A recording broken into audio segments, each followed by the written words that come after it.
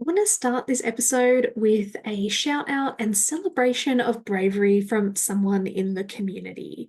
This week, I want to talk about Amanda Petra, who I met on Instagram and I've been a guest on her podcast. She is a systems expert and freedom creator and mentor, and she's doing some amazing, brave things in her business at the moment. She is writing a chapter in somebody else's book, and part of that is being brave and vulnerably sharing her story and experience around the sister wound. So, if you've heard of the mother wound, the father wound, well, there's a sister wound, which I didn't know about, but it makes sense when you take a look at it. And siblings, there's going to be issues, right? And then sometimes those issues sort of continue into some other relationships. So I just want to salute that bravery, just being really, vulnerable and sharing her story. Go check out Amanda over on IG. She shares some amazing content, especially around mindset and all of that good stuff.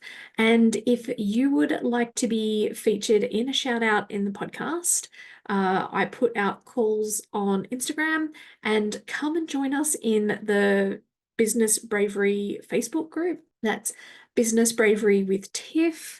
And yeah, come join us over there because that's another really great way to get featured and get to know each other and share in each other's successes. I'm your host, Tiffany Gilliland, an Australian business and mindset coach with 10 years experience in online marketing and the creator of the Business Bravery framework. I help coaches like you to be brave so you can stop dreaming and start doing that next big brave step and finally make more impact and get more clients. From speaking on camera to selling to launching, my approach to bravery helps you take bigger leaps without the mindset spirals. It's the secret ingredient to bigger results. In today's episode, I had the pleasure of chatting with Ksenia Azanova, who is your ride or die designer and brand and web strategist for Visionary Solopreneurs. With 7 years under her belt as a solopreneur and 13 as a designer, she helps solopreneurs launch their vision and attract their people by uncovering the gems hidden in their DNA with her strategic and intuitive True Code method. She loves organization and tying all the pieces of your brand together through free clarity calls. Her podcast, Doodles to Dollars, just launched and features conversations with other solopreneurs on their journey and their fave tips and tricks. Outside of her biz, Ksenia is either hyper-focusing on a puzzle, testing out tech, or spending time with her family. With that said, this is an amazing episode and I can't wait to share with you Ksenia's stories of business bravery, past, present, and future. Now, who's ready for some business bravery inspiration? Let's dive in. I am here with the amazing Ksenia Azanova. I'm so excited to record this podcast, and I'm looking forward to finding out all of her stories of business bravery, past, present, and future. Ksenia, thank you so much for joining us. Tell us about your business and what brave things you're doing right now in your business. Yeah, thank you so much. I'm so excited to be a guest. This is the first time I'm guesting, so I'm excited. I am a brand and web designer for Visionary Solopreneurs. So my business is a design studio. I'm very lucky that I've been referral based for 7 years. So honestly, a lot of the brave things I'm doing is not leaning so much on the referrals, but getting myself out there. So networking, podcasting, getting out there, talking to people. And that might not seem like a big thing, but I'm generally an introverted person. So forcing myself to talk to people can be a challenge. But yeah, I'm just excited to be here and like excited for this new phase of my business. Mm.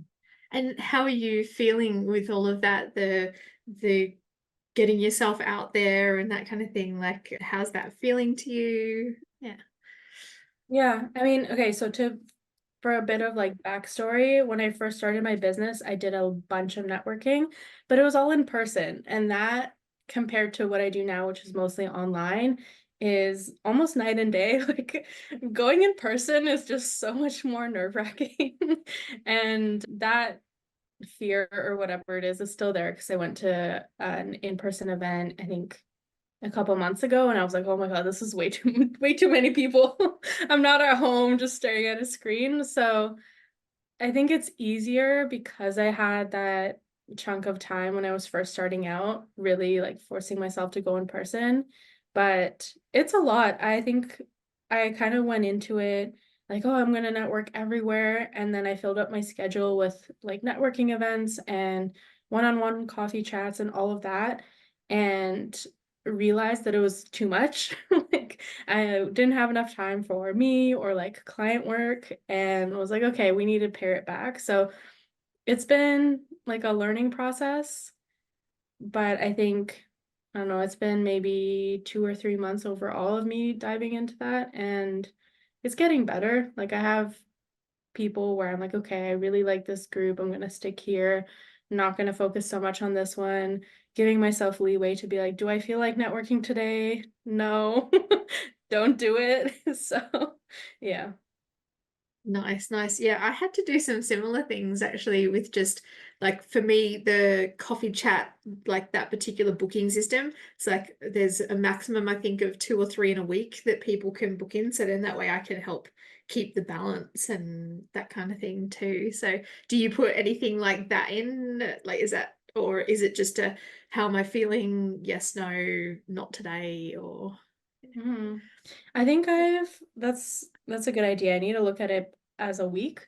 The main thing that I put limits on was actually my podcast. So I also started a podcast from networking, like inspiration, and getting coffee chats or like the pre-recording call for that booked up my schedule like crazy. So I was like, okay, we're gonna time block it to I'm gonna talk to these people only on Monday, and then I'm recording only on Tuesday. And then for recordings, I've set a limit of one a day. There are a few days where some people will ask me like, can I do it on this day? And I have done ones where I do 2 recordings, and that's been fine because it's just me talking to them, and I like talking to people. One-on-one, not networking. That's the key. I love one-on-one. Yeah, I've done it for the podcasting side of things, but I think it's probably a good idea for me to revisit and think, okay, coffee chats. Also, I think just reviewing if it actually makes sense for me to have a coffee chat with someone. Like, is it actually going to be a good connection? Is it worth either of our time, not just my time, but like both of our time? Are we just gonna be awkward and like, I do this, cool, I do this, cool, see you around? Or like, is it actually gonna be fruitful for the networking side? So lots of questions in my brain.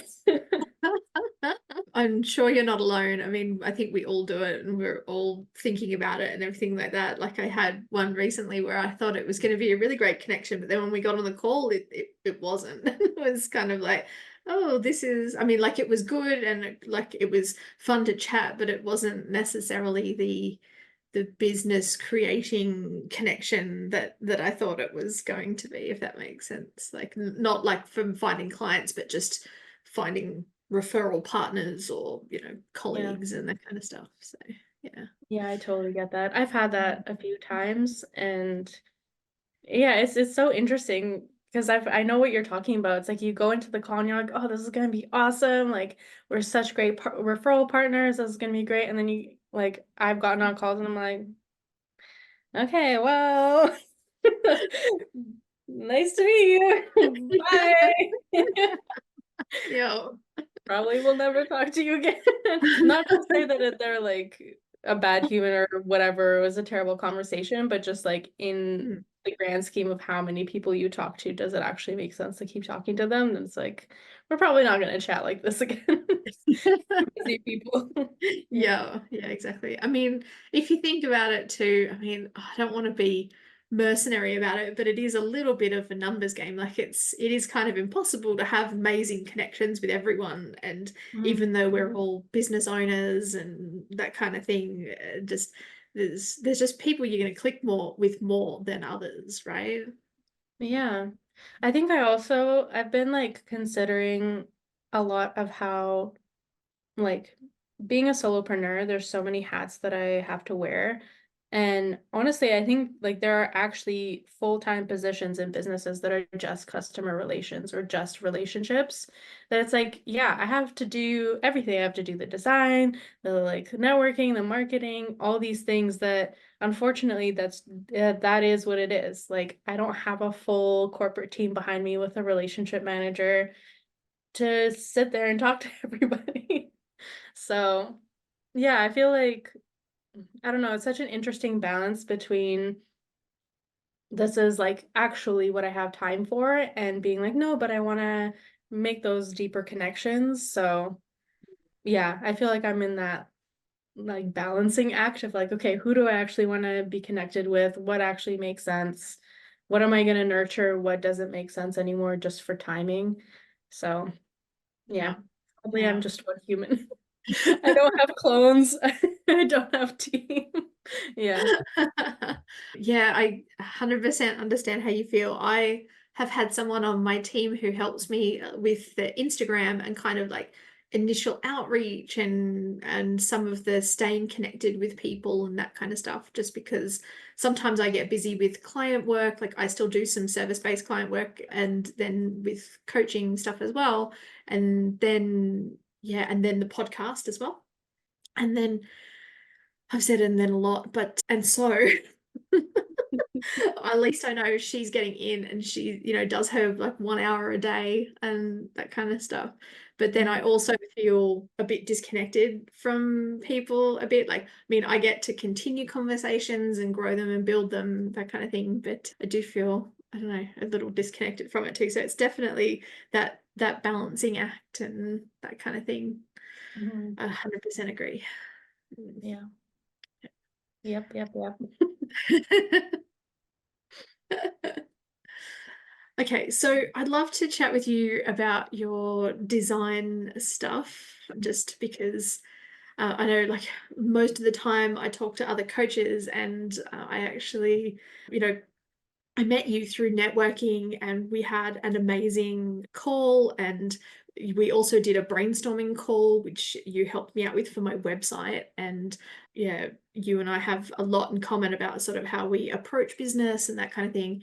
And yeah, just like love to know a bit about your design, like what you're doing, what clients you work with, and that kind of stuff on that side of things.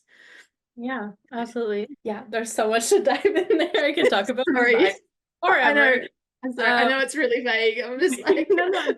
basically in my head, I'm like, I want to make sure people know you're an amazing designer. This is what I No, want people to know from my perspective, because you encourage me to put like myself on my website and really have, me first and foremost and that kind of thing. And that was kind of something I'd been holding off from for years. And yeah, without you, I might not have made that shift. So I just need people to know that you're amazing. So oh, thank you. That means a lot. Honestly, it's been really nice because I've been getting a lot of positive feedback lately, and I'm like, yay! Like it just feels so good. Yeah, I'm really happy that you enjoyed the clarity and the brainstorm session. I love doing those, so I'll kind of backtrack a little bit. I have been an art kid my whole life. My mom's an art kid. I did the whole after school art classes. It's just what I love doing, but I also have this like I love organization for better or worse. I'm the friend that helps you move. Like that's who I am in my friend group. And I think that plus my like absolute love of puzzles, kind of all those three make a lot of sense, like in my brain at least, for why I chose design versus something more like artistic, like painting or kind of going down that artsy path is like I love the structure. So even when we were chatting, it's like I want to know why you want to do things so then we can create the like architecture of it. So I'm trying to like figure out where I go from there. But anyways, just to say that like that's why I love design. Like there's that creative aspect, but there has to be the organization and the like putting the puzzle pieces together. And I love doing that on calls. So the brainstorming session that you mentioned is like an hour call. It's free. We talk about whatever you want to talk about, but I love doing those because it's like a puzzle for me. So that's really fun. But other than that, like I love supporting clients with their brand, whether it's the actual like logo visual side or the strategy. Websites, I mostly focus on WordPress, but also have helped with Squarespace, and then really just anything that falls under design. And one of my key values is partnership. So I call myself kind of like a design partner because I get really into what people are doing and what their motivations are and why they have their business. And then we craft everything together. And in that same thread, I solely work on custom work. Like, you will not find me using a template or following a trend. If you ask me for that, I'll be like, not a good idea. Like, I'll tell you straight up. So, to be honest, I'm like, I have no idea where I just talked through. I feel like I just went in circles a little bit, but just to say, I love design. I really focus on creating a system for you that makes sense. Custom work 100%, because even if you're doing something that's similar to someone else, you still have a unique way of doing it. And that's what I want to highlight, because that's what your people are going to be looking for. And I also, like, in the branding side of things, have my own little method that I use, which is really fun. It's about like using your personal colors from styling and then like feeling, so that it just, I don't know, it just makes it feel all better.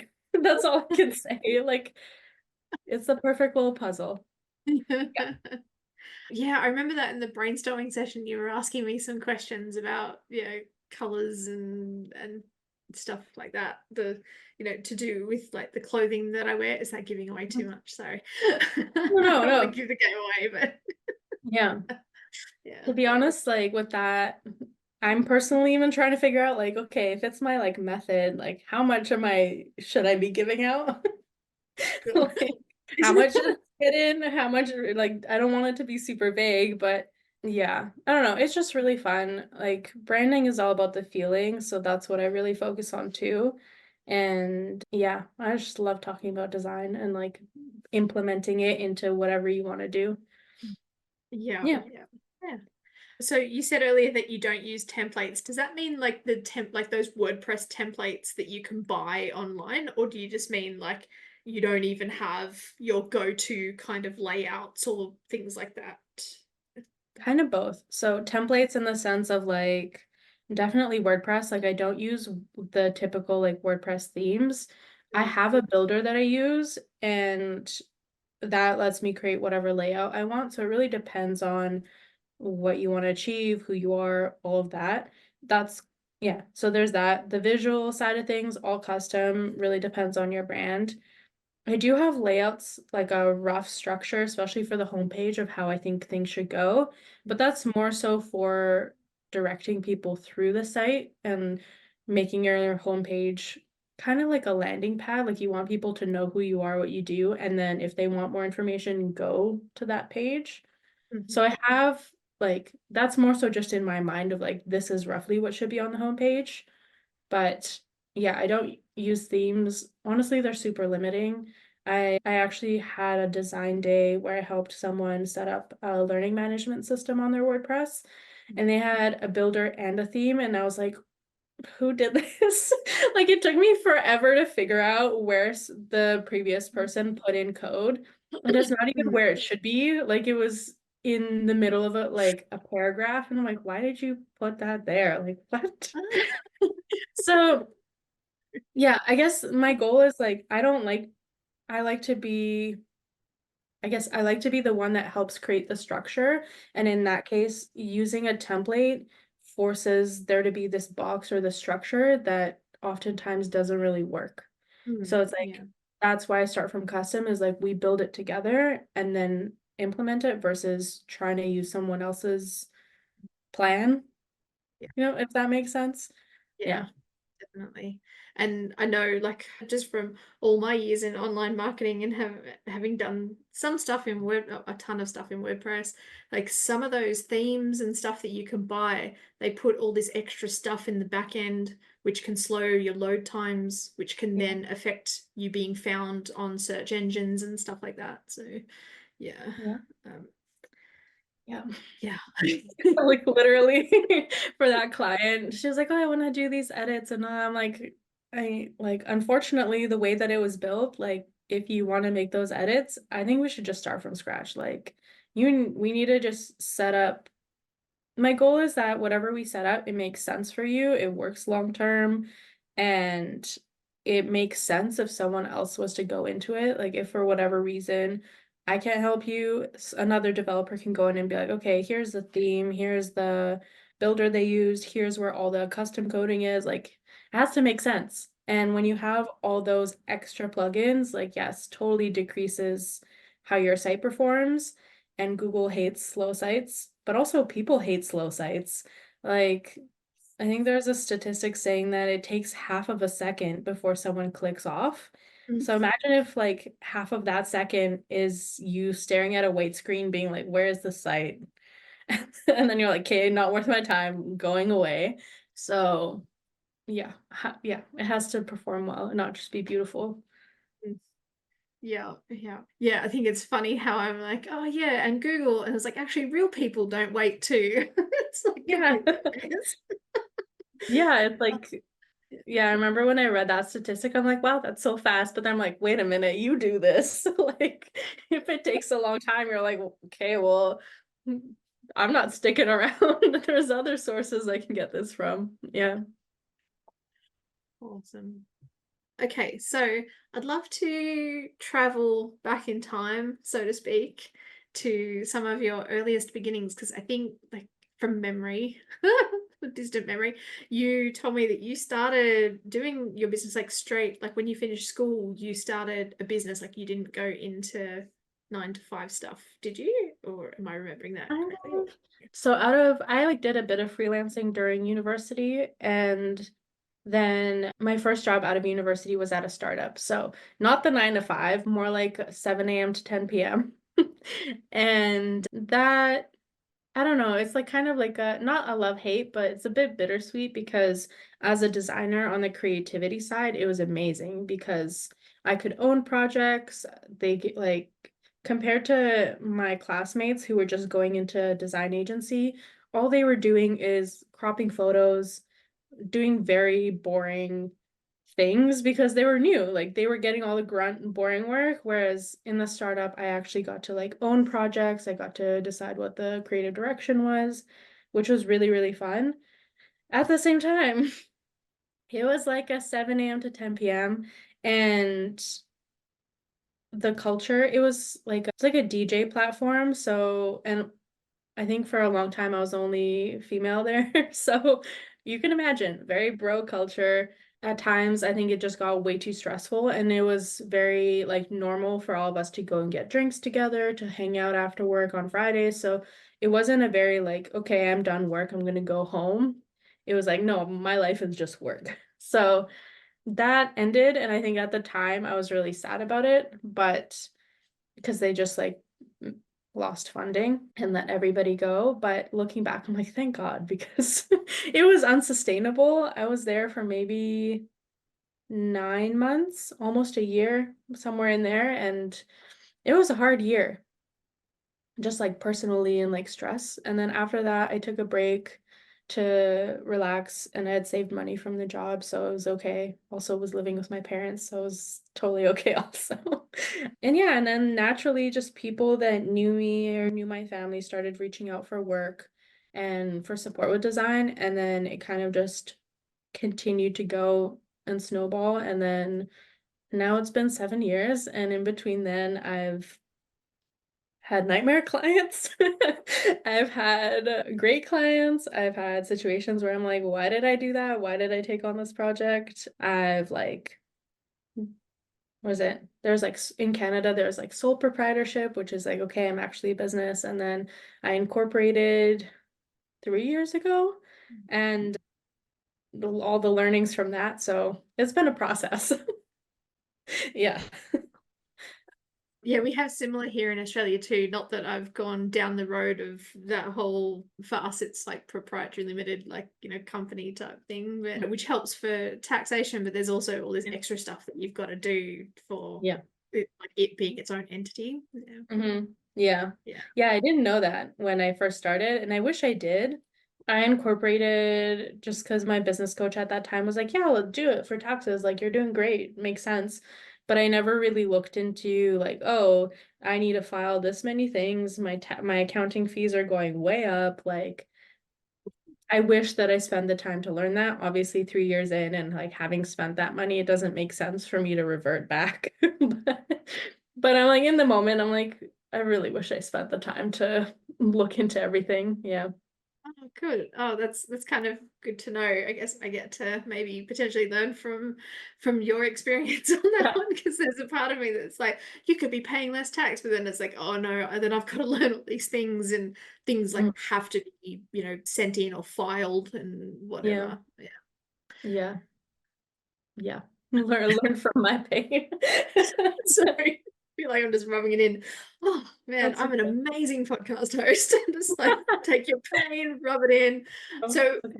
what brave things have you had to do along the way, like through to getting to where you are now? Like what's some of the one or two of the bravest things you've had to do? Wow. I'm sure there's more. I think just starting.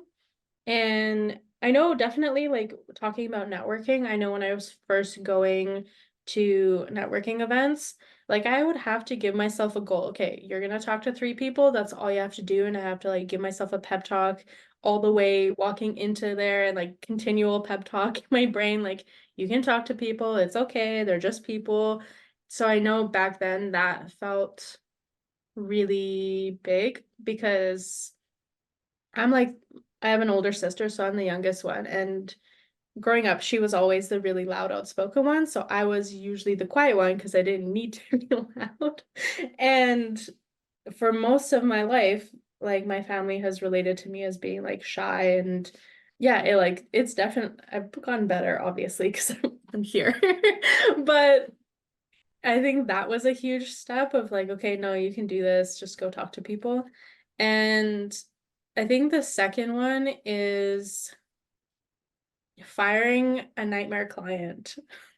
So this is like my big like nightmare story, and it was really hard.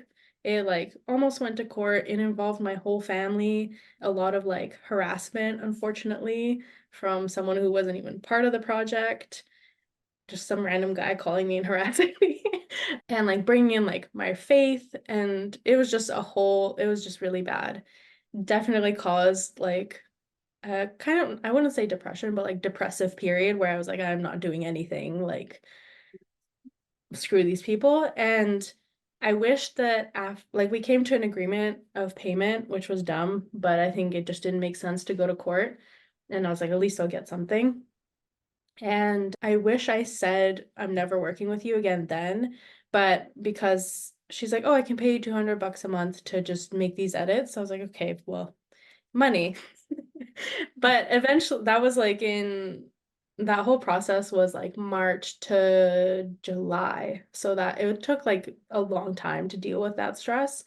And then I did those edits for her all summer. And then in November of that year was actually when I set up like a sole proprietorship. And I remember being like, okay, I'm gonna send her a letter. I'm sending her a letter saying, like, I can't, we're done. And it was very like formal, like it wasn't like you suck, you ruined my life, like I hate you. I'm like you ruined everything, like none of that, which I'm sure I felt at certain points, but it was very professional being like, yeah, I can't help you anymore. I'm moving my business on, whatever. The typical of like, yeah, it's me, I'm moving, not you, you suck. But I remember sending that email and being like, oh, what is she gonna say? Because obviously the past experience with her was very like, I don't know what to expect from her. So that felt really brave in the moment, and just like the sense of relief after that. And yeah, it was just so, yeah, that whole situation. I'm like, why did you do that?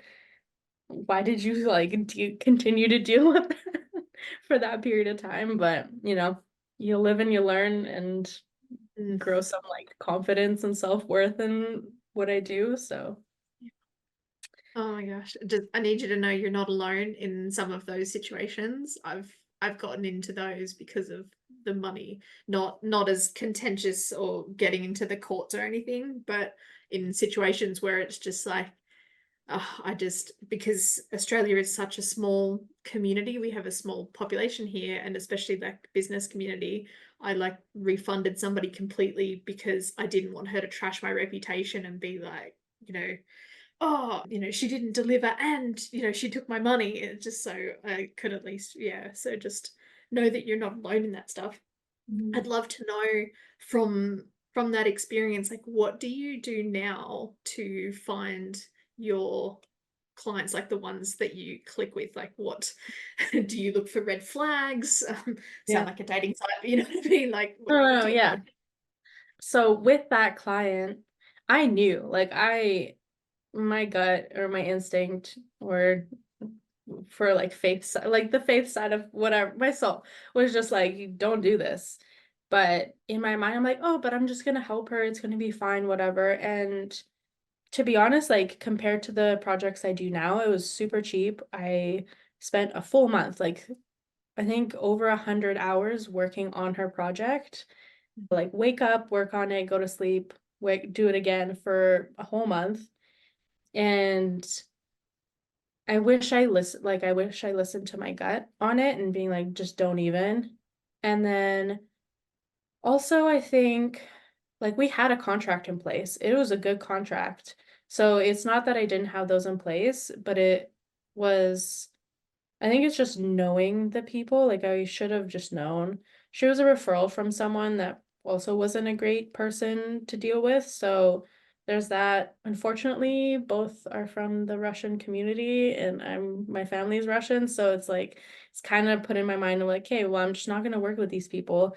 And that's kind of been sticking because even though I my family is Russian, like I speak better in English, I can explain it better, can stick behind my contract and payment terms better. So there's that side of things. And yeah, I think it's just like knowing when to cut losses. I think back then also, maybe like the type of projects I take on. Since that project was so big, I couldn't take on any other work.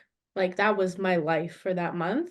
And that is a lot of risk to put on a client or just a lot of risk to be in because again, like obviously it didn't work out great. But then that's like a whole month of my life that I could have time, yes, but also the stress. Like it was a month of work, but it was like almost 6 months of turmoil where I didn't work on stuff because it was so stressful because I was dealing with the situation. So I think that thankfully I'm a lot better at knowing if people are the right fit for me. And I think I'm still like growing the muscle of being like, you can say no to these people and it'll be okay, especially on the money front. Like sometimes when like because I've this past year, even though I've been in it for 7 years, this past like 2023, I had some like zero income months, which was really strange, but also the first time that's ever happened to me. And I had opportunities to work with people, but I knew it was not good. Like people I've known for a long time, starting off the relationship being shitty to me for lack of a better word. I'm like, yeah, you know what? I don't need that. I can survive for a little bit longer without them. So that side of things, but also I have really great people that refer to me, and I know that every single client that comes from this one referral partner who I love to pieces, like she's gold. I know they're all amazing, so it's like I know that whoever she sends is amazing, but honestly, I think it's just trusting myself more. Yeah. Mm. Wow, so much to learn from all of that, and just know that you're not alone in that. Like, I think we all go through it, even whether we're coaches or service-based businesses. I think, yeah, we all have those situations where it's like, oh, the money, and you have that gut feeling or something, and then I don't know about you, so there's been a few times where it's just been like, oh no, it'll be all right, like, the money, and Yeah. Yeah. And Yeah. maybe my ego and at least I'm bringing money in and things like that comes into play for me. Yeah. So Yeah. Yeah, and it's interesting because it's always I think it's the projects where you kind of override your gut or you're like, no, it'll be fine. I'll make it work. Like even if it's shitty, I can make it work. Or even if it's whatever, like those always end up being like they take more time than you thought they would. It's way more stress than you need to deal with because there's people that are great. And yeah, it's always those moments that I'm like, why did I override what I was feeling? Because it's not even worth the money anymore. Like mm, it's the amount of time even is just far surpassed that. So yeah. yeah. Oh, man. Yeah. And I know for me at times it's been like my people pleasing. It's like not wanting to say no. And yet if I don't, it's just like in some situations, if I'd have said no up front, it would have saved like and I know you've just said that. I'm kind Mhm. of processing and just thinking about some stuff I've got going on and being like, this is a whisper from the universe right now. Yeah. Well, For even me. like, yeah, I mean, when I think about that, of like, even if they're great people, even if I love them, I think it's also, from at least for me, for the service-based side, it's also knowing like what can I actually achieve for them. Because I have this one client who's amazing and I built their site, but I should have 100% charged way more than I did because we built like a whole backend system for them. And I built that site maybe 2 years ago. And over the past 2 years, there's been so many things that have come up with that. And also, it's on me for people pleasing. Of like, I didn't mention, like, oh, I have to hire a developer for this. I just ate that cost several times. And I wish I was like, hey, but then there's the ego side of things. I'm like, oh, but I built this. Like, I should just not tell them and eat the cost. So even with that, I think it's like trust your gut with being like, oh, I think this is actually gonna take way more time. Or like, do I actually have the skills for this? Should I budget for hiring someone to help me? Because like if I did, then it wouldn't be an issue. And to be honest, a recent Brave thing is me sending them an email being like, I'll do this edit, but like future edits are at my hourly rate. Because every time I was like, oh, why do I have to make this edit? But and it's not on them, it's fully on me. So I think it's also like trusting your gut with like, is this person right for me? But also being like, no, I need to stick with my boundaries for myself. And that's sometimes harder because yeah, the people pleasing comes in. Yeah. Yeah. Absolutely, man. The fun things that we learn, like you wouldn't think building a business would it help like make you have to learn these things, but it really does because like when you're in a like if you're in a job or something, you've got some things you have to learn, but you're like you Yeah. said earlier, we wear so many different hats. We're often working 4 or 5 jobs at once if you think about it. Mhm. CEO, customer service, content creator. Oh man, Yeah. doing the actual work. Wait, I didn't Yeah. even get to that. Yeah.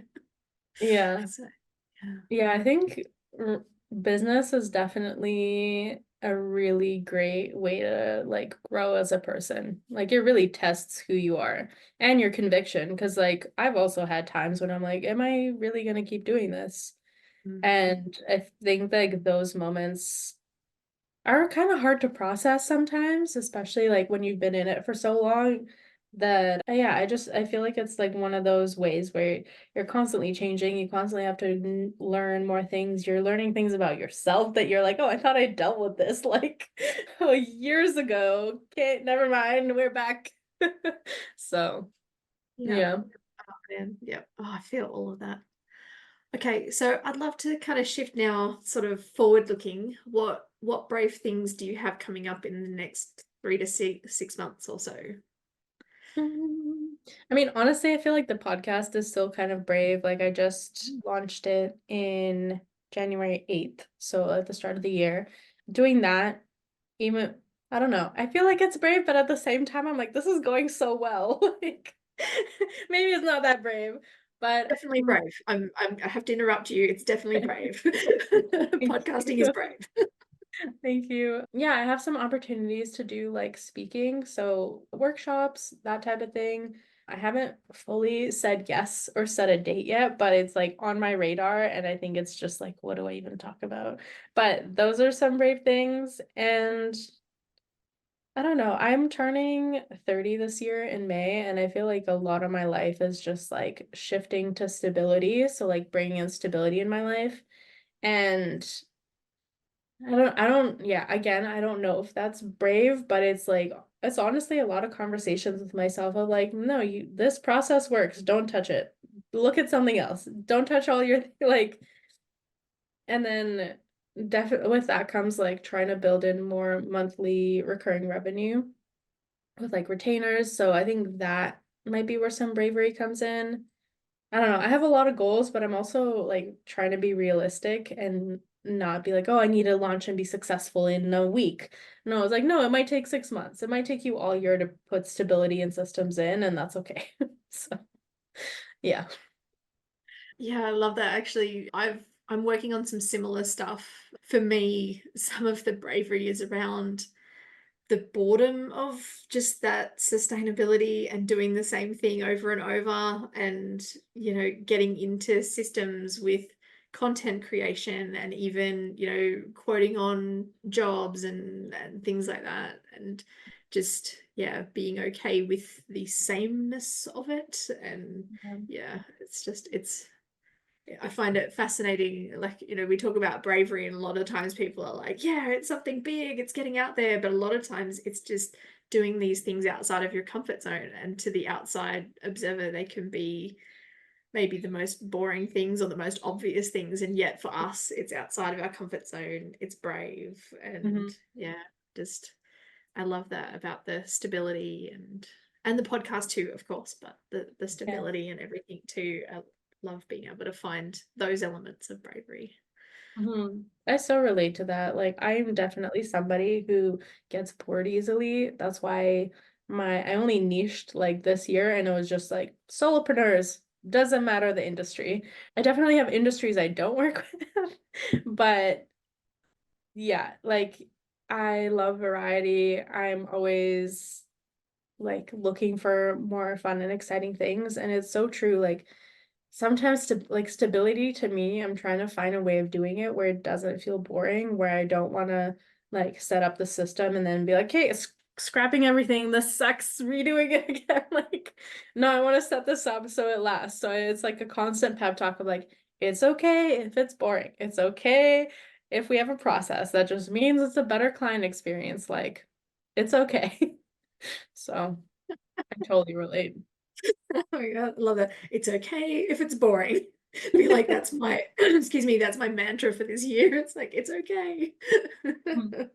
Yeah, I know definitely in my past, that's when I've done the pivots and things like that. And I probably pivoted maybe when I didn't need to, just because it Mhm. was like, oh, this will be interesting. This will be exciting. This will give me passion for my business and stuff. Like last year, it was starting the podcast. Now it's trying to make it work better. But Mhm. yeah, even that, I'm great at starting things. I'm not like, it doesn't come as easily to Yep. like to hand over the day-to-day management of things to other people. I like the starting things, the new ideas, the something from nothing. Yeah.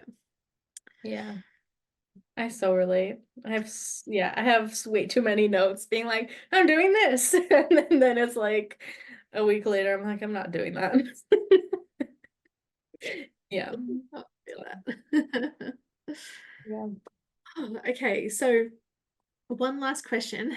What is your, very quick piece of advice for someone who wants to do something brave in their business, whether it's the networking, the podcast, or even the finding stability, or setting up monthly recurring income? Like, what's your advice for that person who wants to do that, but they're finding themselves a little bit stuck? Honestly, trust yourself. I think, yeah, it's something that has been a process for me too, but usually your gut or your internal feeling about someone or something is right. It's there for a reason. Like, I'm sure you could dive into all the personal development of it, but like having left that space, I'm like, you know what? I'm just gonna trust myself. And that oftentimes like does you need to be brave for that because you'll get people opposing you, even people that are really close to you that you trust their judgment. Like if you truly feel like, no, I need to do this, then trust yourself, do it the way you want to do it because like it's your business. Like you have to be there day in and day out. Like I don't want to, like my dad has his own company too. And every time he's like, I just want to help you not deal with these like issues. I'm like, yeah, but we have different businesses. Like, yes, I'll take your advice and your wisdom, but you're an electrical engineer. Like we have different businesses, different ways of dealing with people.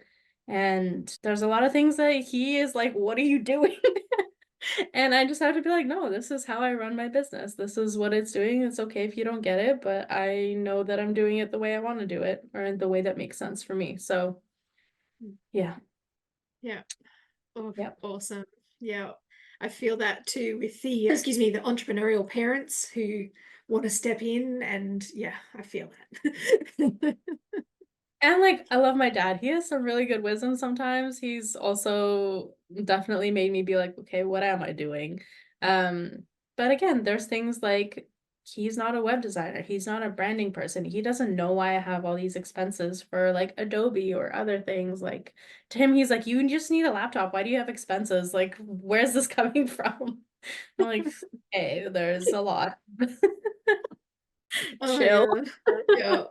And Yeah.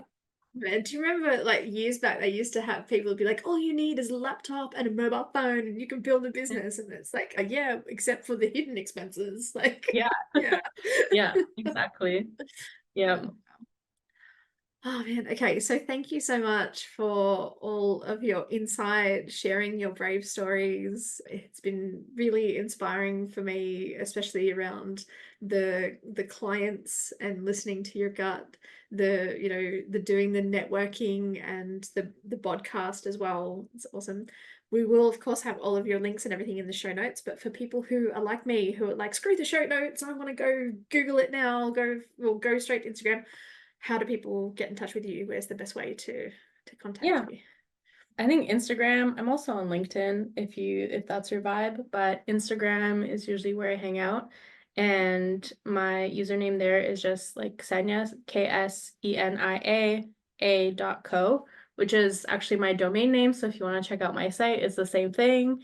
And yeah, reach out again. Like I mentioned near the start, I love doing clarity calls. So just message me and we can do that. Yeah, I don't have like a separate thing for my podcast, so that's also on my Instagram page. It's called Doodles to Dollars, and yeah, that's really it. Just go to Instagram and you'll find everything. Yeah. Okay, that's awesome. And yeah, oh my gosh, just this has been an amazing conversation. Thank you so much. And yeah. Thank you. Awesome. And I want to say to people, I thoroughly recommend the free brainstorming sessions, or I mean, I think you should be charging for them. Like I was trying to be like, can I give you money for this? Because this is amazing. Like I came out with plan and all that good stuff. And yeah, definitely worthwhile. Yeah, I mean, you never know. I might start, but Yeah. right now I just really like the challenge. So get in while it's free. Nice. Do that. Awesome. All right. Thank you so much. Yeah, thank you. Thanks for listening to the Business Bravery podcast. Has this episode inspired you to do something brave? Even if it's only send a difficult email, please share it with me on Instagram or other social media channels. Feel free to tag me at Tiffany G Studios. That's TIFFANY.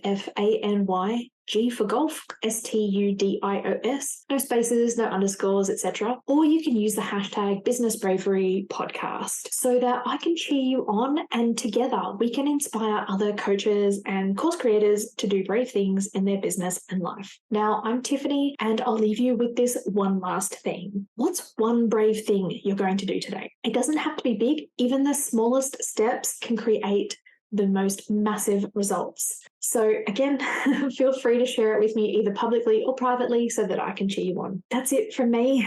Until next time, bye for now.